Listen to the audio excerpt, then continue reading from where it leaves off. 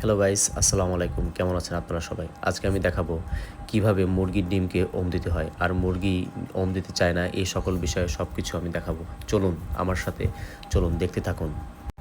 দেখুন আমার বাবা কত সুন্দর করে এই তাওয়াটি রেডি করতেছে মুরগির জন্য।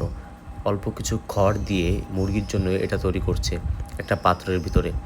আপনাদের অনেকের মনে প্রশ্ন থাকতে পারে যে মুরগি কতগুলো ডিম পাড়ে, কতদিনে মুরগি দেয় এবং মুরগি কেন দিতে চায় না।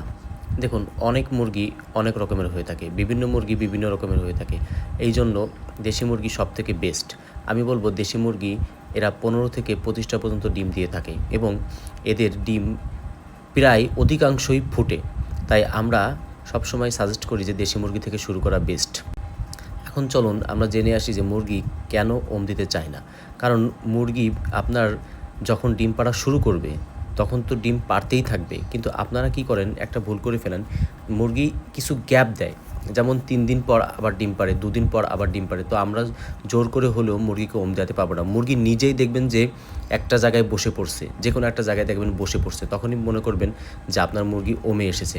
তখন ওই ডিমগুলো আপনারা যেগুলো কালেক্ট করে রাখবেন, ওই ডিমগুলো সব একটা পাত্রে এরকমভাবে নিয়ে তখন আপনারা সেই মুরগিকে যখন ওই ডিমের উপরে দিবেন, একটু পরে ভিডিওতে দেখতে পারবেন যে আমরা কীভাবে মুরগিটাকে ডিমের উপর দিয়ে দেবো, ও সুন্দর করে বসে যাবে। এইভাবেই একটা মুরগি বসে যাবে। এবং বিশেষ করে দেশি মুরগিগুলো অনেক যত্নশীল হয়ে থাকে, এরা বাচ্চাদের প্রতি অনেকটা যত্নশীল হয়ে থাকে। মুরগি, পাখি, ঘুঘু যত কিছু আছে, কবুতর, অল এভরিথিং আমার কাছে আপনারা কমেন্ট বক্সে প্রশ্ন করতে পারেন, যার যে সমস্যাগুলো আছে।